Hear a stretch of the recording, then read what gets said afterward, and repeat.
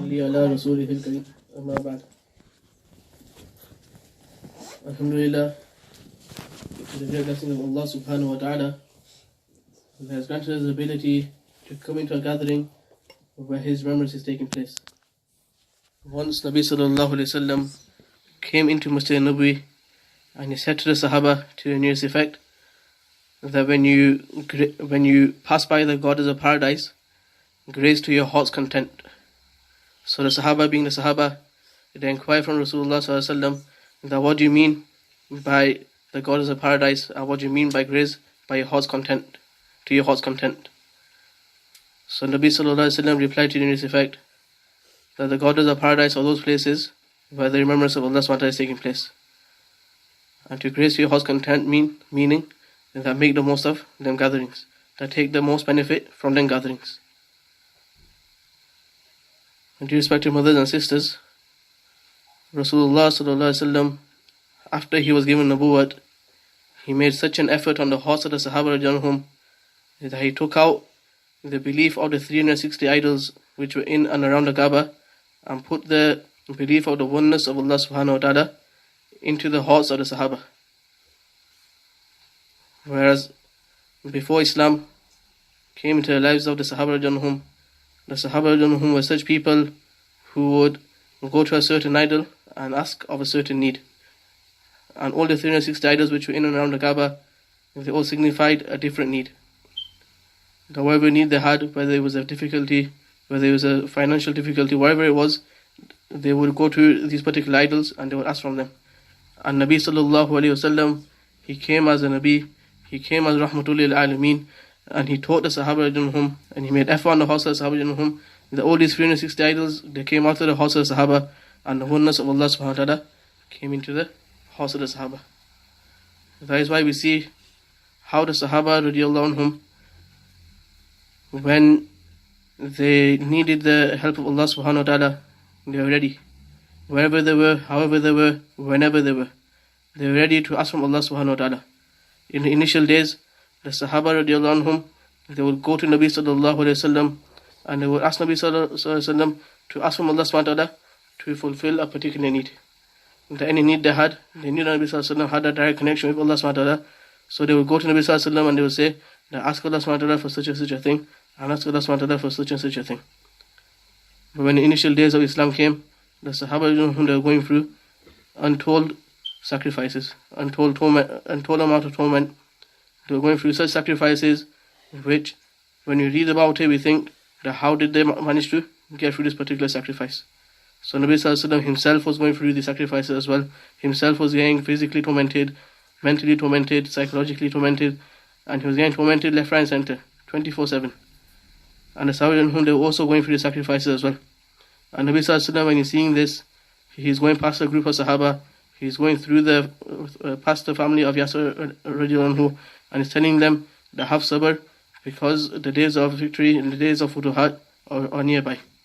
So like this, Nabi sallallahu alaihi wasallam, he's making effort on the Sahaba radhiyallahu anhum. He's enjoining patience on the Sahaba radhiyallahu anhum. And again, in Dar al-Arqam, Nabi sallallahu alaihi wasallam is talking to the Sahaba radhiyallahu anhum about the greatness of Allah subhanahu wa ta'ala. And the in Dar al-Arqam itself, Nabi sallallahu alaihi wasallam is teaching the Sahaba radhiyallahu anhum deen. That for the first 10 to 13 years, Nabi sallallahu alaihi wasallam is teaching the Sahaba about Tawheed, about Risalat, and about the hereafter. That for the full 10 to 15 years, there was no other commandment from Allah subhanahu wa ta'ala except that the Sahaba radhiyallahu anhum, they recognize who Allah subhanahu wa ta'ala is. That Nabi sallallahu alaihi wasallam is teaching the Sahaba that it is only Allah subhanahu wa ta'ala that does and nothing else can do. The Sahaba radhiyallahu anhum, they're learning from Nabi sallallahu alaihi wasallam, and Nabi sallallahu alaihi wasallam is showing himself that through the miracles which Allah subhanahu wa ta'ala granted Nabi sallallahu alaihi wasallam, the Sahaba radhiyallahu anhum, they're learning that it is only Allah subhanahu wa ta'ala that does. Where the mushrikeen of Makkah, they're saying to Nabi sallallahu alaihi wasallam that shows a sign. They're saying to Nabi sallallahu alaihi wasallam that shows a sign that you are prophet of Allah. So at that time, Nabi sallallahu alaihi wasallam, he points towards the moon, and the moon is splits. One half of the moon goes to one side of the mountain, and the other half of the moon goes to the other side of the mountain. And the mushrikeen at that time, what do they say? They say that Muhammad sallallahu alaihi wasallam, Naudhu Billah, is a magician. That even his magic has an effect on the moon as well. Whereas the Sahaba understood that this was a miracle from Allah subhanahu wa ta'ala, and this was the help of Allah subhanahu wa ta'ala being shown to them. So this was Nabi Sallallahu Alaihi Wasallam. That whether he needed proof or didn't need proof, he made effort on the house of Sahaba.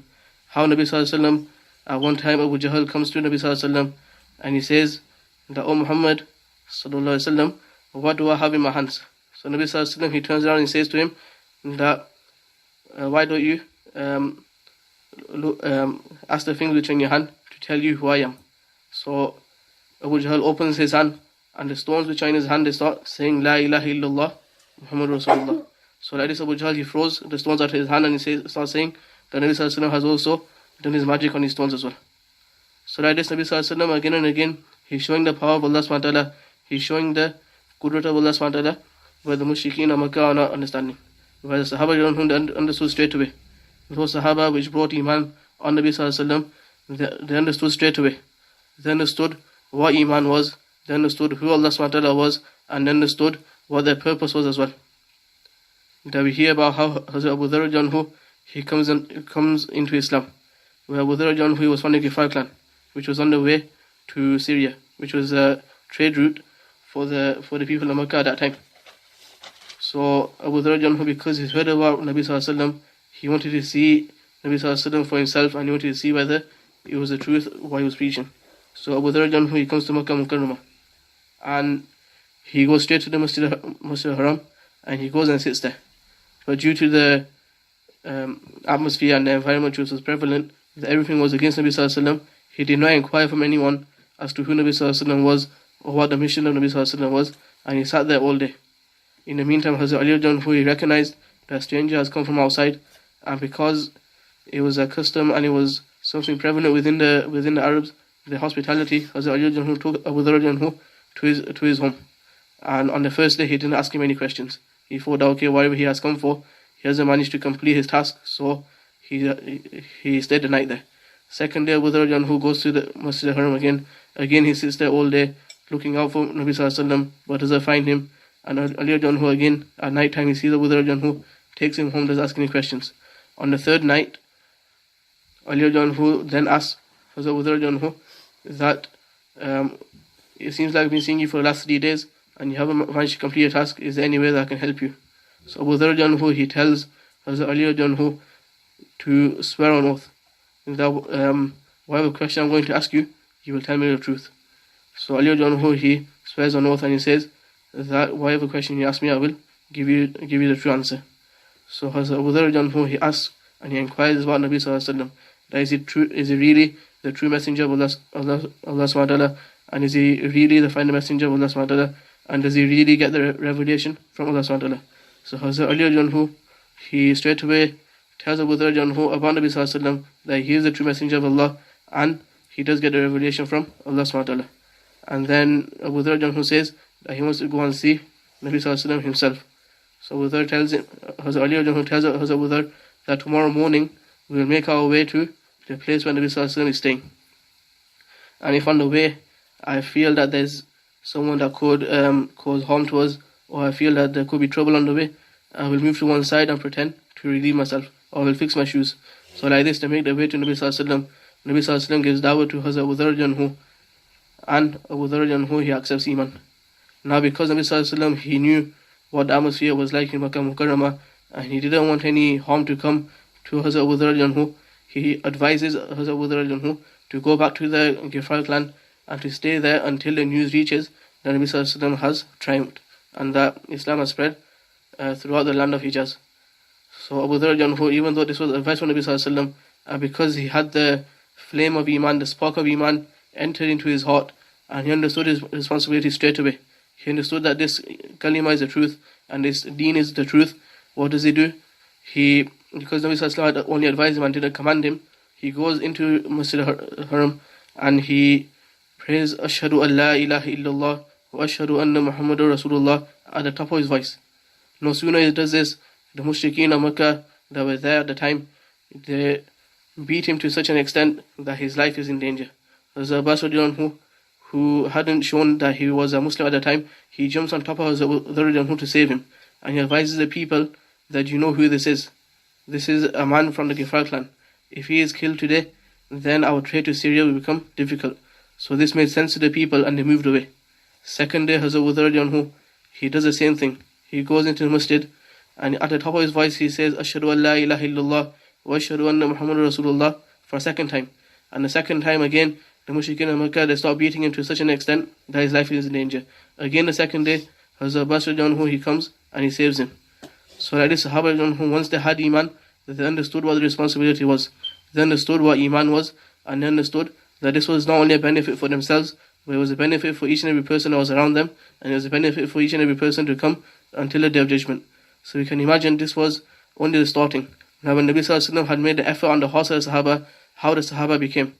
That they understood that it is only Allah subhanahu wa ta'ala that does, and the creation cannot do. So with this strong Iman, the Sahaba radiallahu, they brought Iman into their lives, into the lives of their family, and then wherever they went. And then we see how in Medina Munawwara, how Deen then spread throughout the four corners of the world. So this is something that we also have to do as well. That we have the words of Nabi Sallallahu Alaihi Wasallam in front of us, we have the Quran in front of us, but now it's time to make effort on our own hearts. It's time to make effort on our own hearts. It's time to recognize Allah subhanahu wa ta'ala. That when we maktab, we learn Amantu billah wa malaikatihi wa kutubihi wa rusulihi wal yawmil akhiri wal qadri khayrihi wa sharrihi min Allahi ta'ala wal ba'thi ba'dal maut. That these are the articles of Iman. That each and every one of these, if we were to look deeper into each of these articles, we'd understand what Iman is. We'd understand the oneness of Allah subhanahu wa ta'ala. We'd understand the angels of Allah subhanahu wa ta'ala. We'd understand the books of Allah subhanahu wa ta'ala. We'd understand the prophets of Allah subhanahu wa ta'ala. We'd understand that whatever good or bad happens only happens from Allah subhanahu wa ta'ala. We'd understand that death is a reality. We'd understand that the day of judgment is a reality. So like this, we have to again and again mention these things. Wherever we are, however we are, whenever we are, we have to keep on mentioning these things. We have to mention the oneness of Allah subhanahu wa ta'ala. We have to mention the angels of Allah subhanahu wa ta'ala. However many we know, we should know the basic ones. Hazrat Jibreel salam, Hazrat Mikael salam, Hazrat Israfil salam, and Hazrat Israel salam. These angels we should know about. And then all the other angels are there, that we have Munkar and Nakir in the grave, we have Kiram and Katibin on our shoulders, and all these other angels that we should know about, and we should be mentioning them at all times. That these are the angels of Allah subhanahu wa ta'ala. That such angels Allah subhanahu wa ta'ala has created, that there's a certain angel that is made out of, one half of it is made out of fire, and one half of it is made out of ice. That the ice does not melt the fire, does not put out the fire, and the fire does not put out melt the ice. So these are the angels of Allah subhanahu wa ta'ala, that we should recognize that these are all the creation of Allah subhanahu wa ta'ala. Also the books which Allah subhanahu wa ta'ala has sent down, how Allah subhanahu wa ta'ala to different nations, Allah subhanahu wa ta'ala gave the different commandments to those people.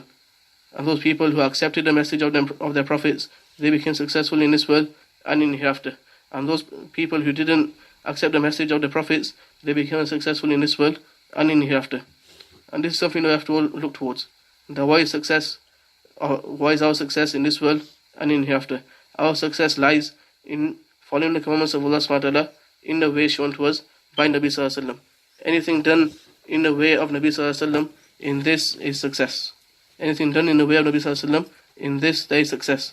If we were to start following the non-Muslims, or if we to start following the ways of the non-Muslims, then this will slowly take us towards destruction in this world and in hereafter. That's why it's very important that we recognize what Sunnah is. And not only recognize what Sunnah is, but when carrying out an amal, we should know that we should know the Sunnah method. That we should know how Nabi sallallahu alaihi wasallam carried out each and every action. From morning till evening, how Nabi sallallahu alaihi wasallam lived his life, how the Sahaba lived their life. We should know how to do each and every action according to Sunnah. And if for any reason we do not know the Sunnah of Nabi sallallahu alaihi wasallam in a particular action, then we should be asking our ulama, we should be asking those people who know about the Sunnah of Nabi sallallahu alaihi wasallam, so that we can live our life according to Sunnah. Because a person that lives their life according to Sunnah, then they will see the difference in their life as well. Not only because they're doing it according to Sunnah, but because the Sunnah, each and every Sunnah brings success for a person. And everyone in this world is looking for success. Everyone in this world is looking for success. Whether it's a child, whether it's a student, whether it's a person that's working, whether it's a husband, whether it's a wife, whoever it is, they're all looking for success. And the only success that person will find is in the ways of Nabi sallallahu alaihi wasallam. And the Sahaba understood this fact as well. That in the ways of Nabi sallallahu alaihi wasallam we will be successful. In any other way, we will be unsuccessful. That's why the Sahaba at times, if they were moving away from Sunnah, they recognize it straight away. That we have moved away from Sunnah, and because of this, we are being unsuccessful in a certain battle. That they're going in the battlefield, and recognizing that because of sunnat, because we're missing out sunnat, we are becoming unsuccessful in this battle. So straight away they're turning their attention towards sunnat again. Straight away they're turning their attention to the ways of Nabi Sallallahu Alaihi Wasallam again. And that's why we see how the Sahaba they became successful in this world and in the hereafter. How they got a title that Allah subhanahu wa ta'ala was pleased with them in this world.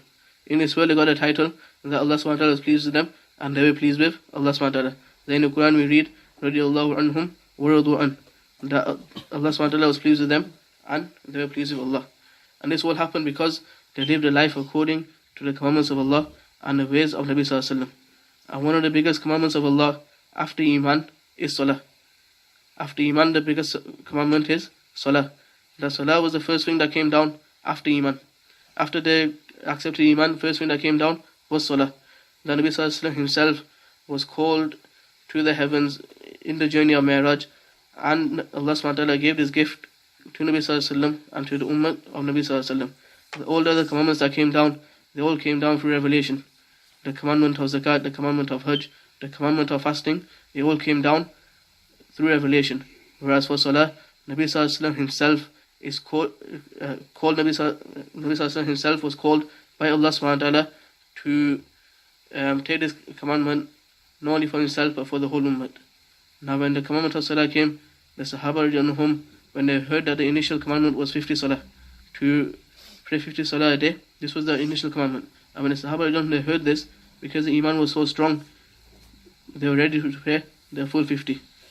So because of Musa alayhi salam, he knew that his own ummah could not pray three Salah during the day. Through his focus on his ummah, he managed to bring it down to 5 Salah. And then the announcement was made in the heavens as Nabi Sallallahu Alaihi Wasallam was returning, that, O Muhammad Sallallahu Alaihi Wasallam, if your ummah they pray 5 times Salah, then they will get a reward of praying the full 50. So this is the mercy of Allah subhanahu wa ta'ala. Allah subhanahu wa ta'ala, he knew that this ummah they will be able to pray these 5 times Salah, and they'll be able to turn to Allah subhanahu wa ta'ala. And how these Salah are timed throughout the day. Is that a person wakes up in the morning, first thing in the morning they do is pray for just Salah and turn their attention to Allah subhanahu wa ta'ala. And then during the day, as they're going through the chores of the day or the work of the day, then the Dhuhr Salah comes. And then Asr Salah comes in the late afternoon. And then as the sun sets, Maghrib Salah comes. And then just before sleeping or as the day has ended, Isha Salah comes. So that again and again Allah subhanahu wa ta'ala is calling us towards himself, so that we recognize Allah subhanahu wa ta'ala, so that we do not become negligent of Allah subhanahu wa ta'ala. And for the women folk, how we hear that they should be trying their best to pray in the beginning time, so that when it's done in the beginning time, they have the time to do all the other amals as well as any other jobs that they have. So we try and make the most of it, that whenever the beginning time sets in for a particular Salah, we try and pray in the beginning time. And not only that, we should have the rewards in front of us as well. That we hear time and time again how a person that prays the 5 times Salah, they get 5 rewards. 1 in this world and 4 in the hereafter. The 1 in this world being that the daily sustenance is made easy for them. Now the example is given to make it easy for us to understand this, is that if a farmer, he has his chickens. Now the farmer has 2 ways of feeding them. One is that he can put the feed and just spread it over the ground. So the chicken, what he would have to do, he'd have to go to each individual seed which is on the floor, or each individual particle of food which is on the floor, and he will only eat however much it has been destined to eat. And the second way is that the farmer can put that food into a plate in one place, and the chicken can come and he will also eat the same amount as it was going to eat before. So this is the example of a person who, if they're on the 5 times Salah, then the daily sustenance becomes easy for them. Just like if they're not praying the 5 times Salah on time, then the sustenance, it becomes scattered. That they'll have to go to this place, that place, and that place, and then it becomes more difficult. Whereas a person who comes on to 5 times Salah, just like the second farmer who puts it into one plate, just like that, the sustenance will all be in one place and it'll be easy for them. And then the 4 in hereafter is that the punishment in the grave, it will be uplifted. And we hear about the punishment in the grave, how a person that will be punished in the grave will close upon them so much so that one side of the ribs will interlock to the other side. Whereas a person who is successful in the grave will open up to such an extent as far as the eye can see. And the fragrances and the bedding of Jannat and the clothes of Jannat will be given to that person in the grave. And every day that person, he or she will be seeing the ni'mas of Jannat within the grave. They'll be seeing the abode in Jannat within the grave. Whereas the person who is being punished in the grave, not only will the grave close upon them, but serpents and dragons will be let loose on that person. And it said that if one drop of venom was to be dropped onto the earth, not a single blade of grass will grow. So a person who's punctual with the fight and salah, they'll get this reward as well. That the punishment in the grave will be uplifted. And then that person, they'll get the book of deeds in the right hand. The person will get the book of deeds in the right hand. Then we hear about how on the day of judgment, when a person gets the book of deeds in the right hand, they go around the whole field of resurrection and they show off to everyone that look, I become successful, look, I become successful. They'll either hang it up in the front room where everyone sits to show that, look, my son or my daughter, they've got their degree, they've got their first, or they've done really well in the GCSEs or the A levels, or if they become a Hafiz or Hafizah, they'll put their certificate there in the front room to show that my son or my daughter has become a Hafiz or a Hafizah. Similarly, on the day of judgment, when a person is successful and they get the book of deeds in the right hand, they'll go around and show everyone that, look, I become successful, look, I become successful, and I'm going into Jannat. Whereas on the other hand, that person that gets the book of deed in the left hand, they'll hide it behind the back and they'll have their head hung in shame. So if a person is punctual with the fight and salah on time, then this reward will be there, that they get the book of deeds in the right hand. And then the person will cross the bridge of Sirat at the speed of lightning.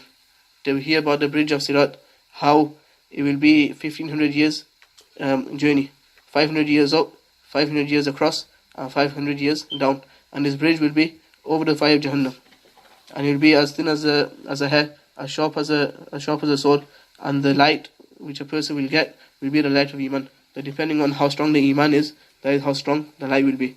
But Nabi Sallallahu Alaihi Wasallam is saying to the news effect that if a person is praying the Fajr and Salah, then this guarantee is there that they cross the bridge of Sirat at the speed of lightning.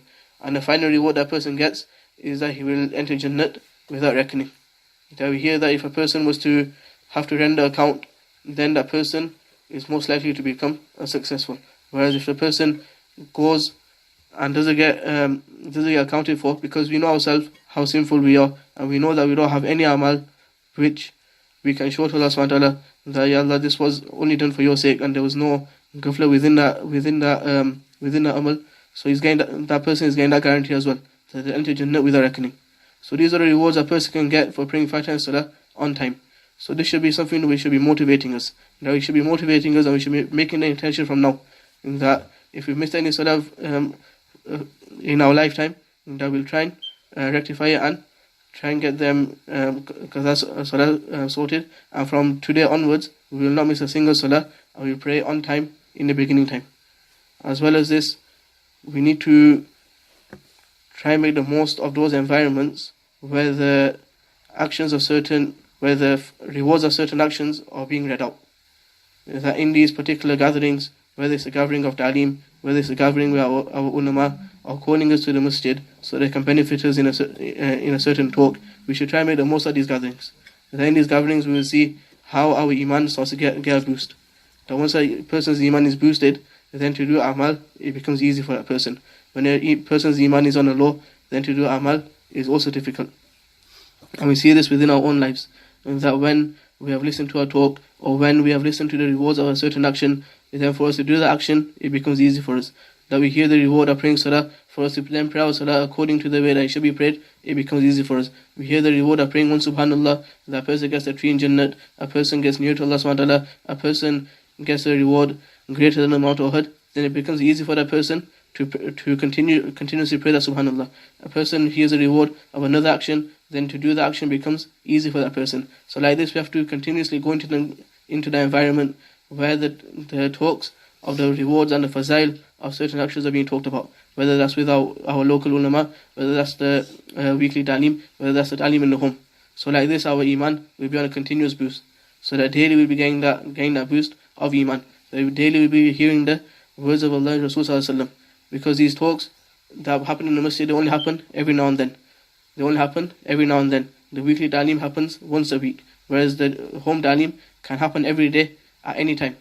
Our elders are saying minimum of half an hour, maximum of half an hour that we try and do the home ta'aleem, so that we can benefit our own iman. Because at the end of the day, a person who's going to be successful in this world and in hereafter is going to be that person who leaves this world with iman. The Nabi Sallallahu Alaihi Wasallam, he was always in a worry and concerned that what will happen to my ummah, what will happen to my ummah, what will happen to my ummah. At all times, whether he was at home with his wives, whether he was in the battlefield, whether he was sitting with his sahaba, at all times he was in that worry and concern that what will happen to my ummah. That will they be successful in this world and hereafter, what will happen to my ummah. So at times Nabi Sallallahu Alaihi Wasallam will be sat there with the sahaba, and the sahaba themselves will be saying that Nabi Sallallahu Alaihi Wasallam was sat with us, but it was as though he was in a completely different worry and concern altogether. Then Nabi Sallallahu Alaihi Wasallam, the sound of a boiling kettle used to be coming out from his chest. This was the worry and concern that Nabi Sallallahu Alaihi Wasallam had for his ummah.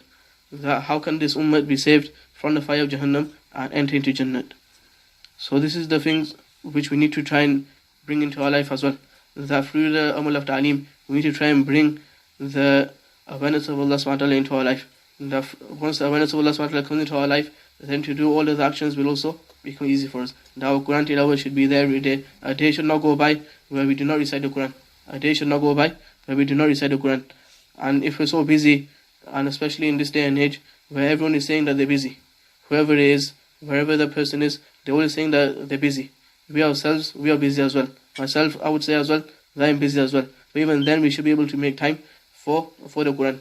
As a minimum in the morning, our Surah Yasin should be there, so that the task of the day will become easy for us. In the evening, our Surah Sajda and Tabarak should be there, because this is an amal which Nabi Sallallahu Alaihi Wasallam never used to miss out. And Nabi Sallallahu Alaihi Wasallam, he said to in this effect, a person who prays Surah Sajda or a person who prays Surah Tabarak al-Ladhi every night, he'll be safe from the punishment of the grave.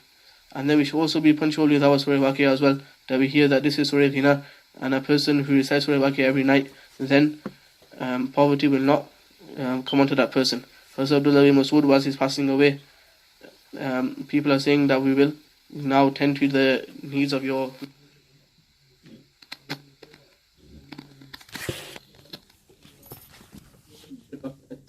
the person who prays Surah Waqiyah every night, he will be safe from poverty. So these are small actions but big rewards. And it doesn't take long for us to pray these surahs. In the morning, it's 5 minutes, 10 minutes maximum to pray Surah Yasin, and in the evening, 5 to 10 minutes to pray these 3 surahs. And the rewards which are there, they should be motivating us to do these amal. And not only these surahs, but on a daily basis we should have some sort of ma'mul where we're praying our Quran, where we're doing our Quran tilawah. Whether it's a page a day, whether it's 2 pages a day, whether it's a quarter a day, a half a day, or one sipara a day, it should be there. That as part of our daily ma'mulats, it should be there. As well as this, our tasbihah should be there as well, and then our Muslim duas.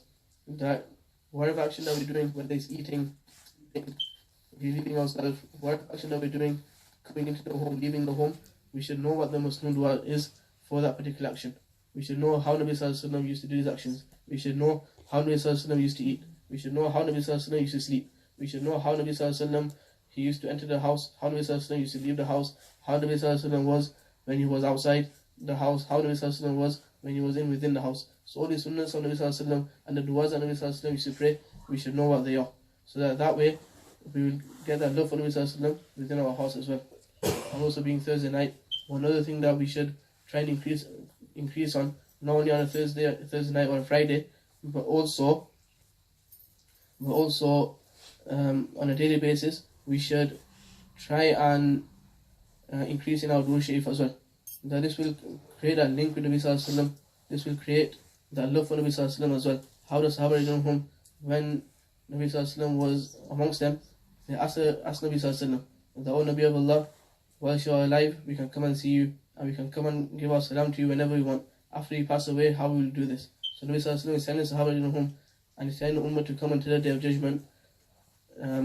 He's telling the Ummah until the day of judgment that when you come to my grave, recite Durood upon me, and because it has been made unlawful for the ground to eat the body, to eat the flesh of the Anbiya, and we are made alive within our graves. So like this, our name and our father's name will be given to Nabi Sallallahu Alaihi Wasallam, and we will also get that connection with Nabi Sallallahu Alaihi Wasallam as well. A person who prays Durood Sharif once, 10 rewards are written in their account, 10 sins are forgiven, and 10 stages in paradise are uplifted for that person. So like this, we should try and bring Durood in our life as well. That minimum we should be doing is 100 Durood on Nabi Sallallahu Alaihi Wasallam. That the worrying concern that he had and the sacrifice that he has given for this ummah, it should be something we should be within our lives. So to bring all these things into our life, we should be there within the Ta'aleem Halqa, so that we can also learn how the Sahaba in whom they taught their children and they taught their family members Deen as well. How the households of the Sahaba in whom were, whether it was male, female or a child, how the household of the Sahaba in whom was. And at one time we hear about how Hazrat Asma Janha, when Abu Bakr is migrating to Medina Munawwara, as Abu Bakr, he was one of the wealthiest people within Makkah Mukarramah, because he was a businessman. He was one of the wealthiest people in Makkah Mukarramah. And when it came to the time of Hijrat, Nabi Sallallahu Alaihi Wasallam, Hazrat Abu Bakr, he had 6,000 dinar stored up within the house. So he took all the 6,000 dinar with him to help Nabi Sallallahu Alaihi Wasallam. So Hazrat Abu Bakr's father, Abu Kuhafa, who was a Muslim at that time, he asked Hazrat Asma Janha, that what has your father left behind for you? Or has he left you in a state of difficulty? So it could have been very easy for Hazrat Asma Janha to turn around to her grandfather and say that my father has left nothing behind. What does she do? She fills up the recess or the place where Hazrat Abu Bakr used to keep the dinars with pebbles, and then she covers it with a piece of cloth. And because Hazrat Abu Bakr's father, Abu Kuhafa, was blind, she takes her grandfather to that place and tells him to just have a feel over the cloth. So when he feels it, he thinks that the dinars are still there, and there's still plenty of dinars left behind. And Hazrat Asma Janha herself is saying to the news effect that by Allah, there was not a single dinar left behind by Hazrat Abu Bakr. So it was the tarbiyat, it was the upbringing that Hazrat Abu Bakr did with his children, that made Hazrat Asma understand that because Abu Kuhafa was not Muslim at the time, and he would have been a great detriment towards Deen, and it would have made Abu Kuhafa go even further away from Deen. Because later on, after the conquest of Mecca, Abu Bakr, he brings Abu Kuhafa and he says to Nabi Sallallahu Alaihi Wasallam that this is my father, and give him dawat so that he comes onto Deen. So Nabi Sallallahu Alaihi Wasallam gives dawat to Abu Kuhafa, and later on he embraces Islam. By the time of the story where Hazrat Abu Bakr had emigrated, Hazrat Asma, because her iman was made, and because the effort was made behind her iman, it was easy for her to do this action to please her grandfather. Whereas any normal person, they could have easily gone to their grandfather and they could have complained that my father has left nothing behind and he is migrated to Medina Munawwara. So like this, the Sahaba, whom they were always ready to do the tarbiyat of their children. And the children themselves, they understood what iman was and what Islam was. That we hear about how Hazrat Khansa at the time of Hazrat Umar, or at the time of Hazrat Usman, when the Battle of Qadisiyah took place, and she was one of the poets of the time. She was one of the greatest poets within the Arabs. So on the night of the battle, she's telling her 4 sons. She's telling her sons that come, we'll go out in the path of Allah, and she gives them targheeb, she gives them encouragement that tomorrow when the enemy are in full force, I want each and every one of you to go and fight the enemy, and I want each and every one of you to be martyred in the path of Allah.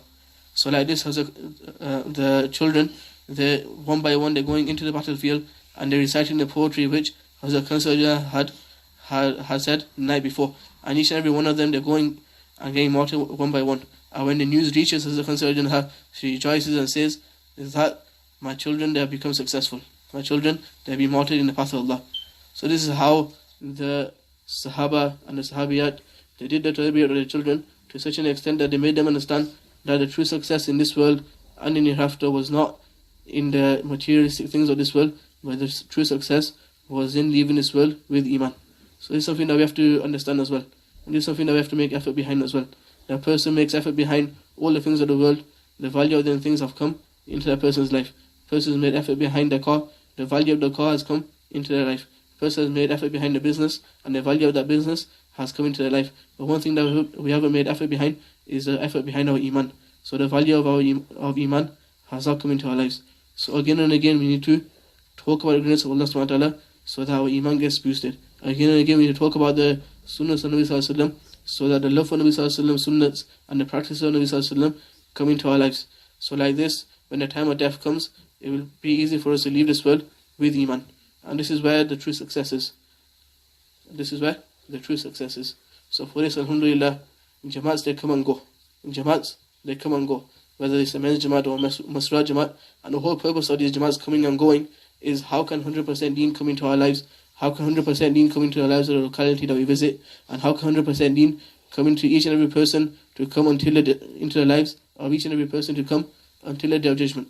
And this was the fikr, and this was one of the greatest sunnahs of Nabi Sallallahu Alaihi Wasallam. He was always in a worrying concern that how can deen come into the lives of each and every person to come until the day of judgment. That's why we see from in the lives of Sahaba how they migrated and how they went out into the path of Allah, whether it was male, whether it was female, whether it was a child, whoever it was from the Sahaba whom they went out in the path of Allah and they spread this deen.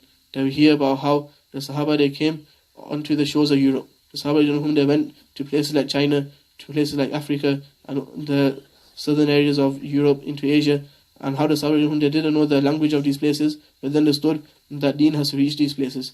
They understood that deen had to reach these places, whether it was a male or a female, whoever it was, because they understood this was a responsibility. And it's something that we have to learn as well. We have to learn just like we understand our job is our responsibility, just like we understand our children are our responsibility, just like we understand our family members are our responsibility, just like we understand that the things that we have during the day, these are all our responsibilities. Similarly, the effort of deen and the fikr of deen is also our responsibility. And for the females, it's very easy that they can be sat at home and they can make the fikr of deen from home. From home, they can make the fikr of deen. That how can deen come into such and such a person's life? How can deen come into such and such a person's life? How can 100% deen come into my own life? Like this, they can make this fikr sitting at home. And then when the menfolk come home, they can take this fikr and give it and give their own opinion of this is how the fikr of deen should be made. And we hear about how the stories of other how people through the women in the household, how the children of the household they become those people who have become successful in this world and in hereafter. How Imam Bukhari his own mother made the fikr that my son has to come onto deen. So in her old age, she's taking Imam Bukhari to all these different places around the world so that he can get the knowledge of deen. And Imam Bukhari, when he gets older, he takes his own mother on his back and he's taking her suffer as well, because there's no one else to look after her. He's taking her himself. So like this, because the worrying concern was made, that's why Imam Bukhari became Imam Bukhari, because the worrying concern was made from his mother to make him into Imam Bukhari. So like this, we also have to make the worrying concern that how can deen come into our lives and the lives of the people of our household. And one way is that we go out in the path of Allah and we learn how to do this. So inshallah, time will be given now for tashkil. So the masra that have come out in Jamaat are requested to make groups of the women that are around them and then take names for 3 days, for 10 days and for 40 days. So inshallah 5 minutes or so will be given for tashkil. Bismillahirrahmanirrahim. اللهم صل على محمد في أول كلامنا اللهم صل على محمد في أوسط كلامنا اللهم صل على محمد في آخر كلامنا ربنا آتنا في الدنيا حسنة وفي الآخرة حسنة وقنا عذاب النار ربنا ظلمنا أنفسنا وإن لم تغفر لنا وترحمنا لنكن من الخاسرين ربنا لا تزغ قلوبنا بعد إذ هديتنا وهب لنا من لدنك رحمة إنك أنت الوهاب اللهم يا مقلب القلوب ثبت قلوبنا على دينك ويا مصرف القلوب صرف قلوبنا إلى طاعتك اللهم ربنا هب لنا من أزواجنا وذرياتنا قرة أعين واجعلنا للمتقين إماما. Ya Allah, forgive our sins.